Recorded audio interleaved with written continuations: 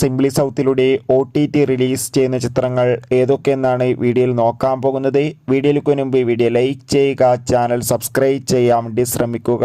അതിനു മുമ്പ് ദളപതി വിജയ് നായകനായ ഗോട്ട് എന്ന ചിത്രം ഇപ്പോൾ ഇതാ നെറ്റ്ഫ്ലിക്സിലൂടെ OTT റിലീസ് ചെയ്തിരിക്കുകയാണ്. ചിത്രം കണ്ടവരുടെ അഭിപ്രായം കമൻറ്റ് ചെയ്യാൻ വേണ്ടി ശ്രമിക്കുക.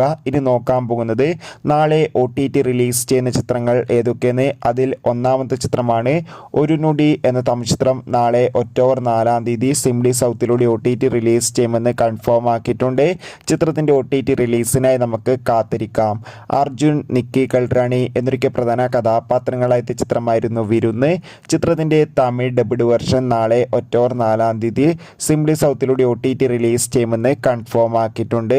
ദി സ്പോട്ട് എന്ന ചിത്രവും നാളെ ഒക്ടോബർ 4-ാം തീയതി സിംപ്ലി സൗത്തിലൂടെ OTT റിലീസ് ചെയ്യുമെന്ന് കൺഫേം ആക്കിയിട്ടുണ്ട്. കാത്തിരിക്കാം ചിത്രങ്ങളുടെ OTT റിലീസിനായി.